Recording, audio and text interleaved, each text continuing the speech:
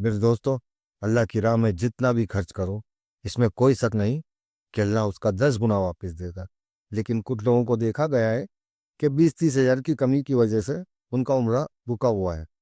आज मैं कुछ छोटे तरीके से बताऊंगा आपको, जिससे बिना एजेंसी, बिना महंगे होटल और स्मार्ट प्लानिंग के साथ आप उम्रा कर पाएंगे, वो भी कम से कम 30% कम रेट में। अक्सर लोग सोचते हैं कि उम्रा करने के लिए बहुत ज़्यादा पैसे चाहिए या टूर एजेंसी के बिना जाना मुश्किल है। लेकिन हकीकत यह है कि थोड़ी समझदारी और सही प्लानिंग से उम्रा काफ़ी सस्ते में किया जा सकता है। कुछ ज़रूरी फैक्ट्स और पॉकेट फ्रेंडली ट्रिक्स जो आपके खर्च को वाकई में 30 से 40% तक कम कर सकते हैं। पहला तरीका ये है कि आप वीज़ा खुद अप्लाई करें। अब उम्रा वीज़ा के लिए टूर एजेंसी के पास जाना ज़रूरी नहीं है। आप खुद टूरिस्ट ई वीज़ा या उम्रा वीज़ा ऑनलाइन अप्लाई कर सकते हैं। इससे एजेंसी का भारी खर्च बच सकता है। दूसरा तरीका ये है कि ऑफ सीजन में उम्रा करें। उम्रा के लिए सबसे सस्ता वक्त मुहर्रम, सफ़र, रबीउल अव्वल और साबान यानी रमज़ान से पहले का होता है।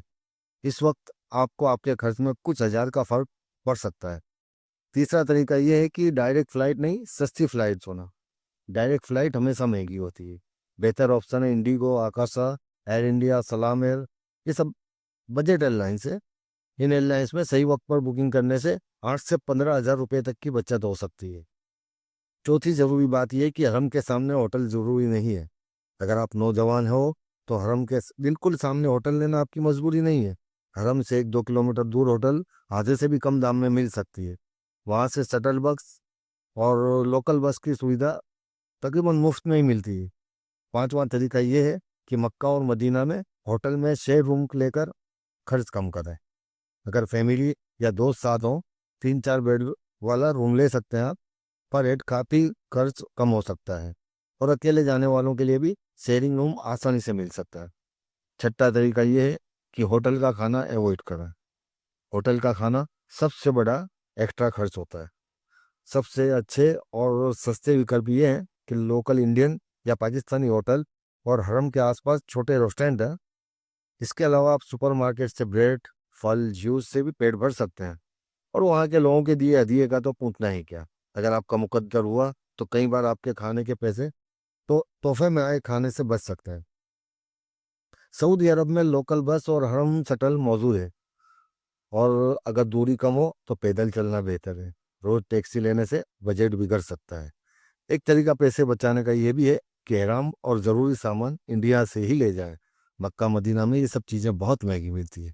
एहराम, चप्पल, तस्बीह, छोटा बैग इंडिया से लेने पर 40 से 50% तक सस्ता पड़ता है।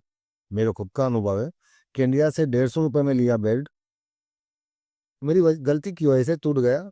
वहाँ से लेने पर 350 मिला, वो भी कम क्वालिटी वाला।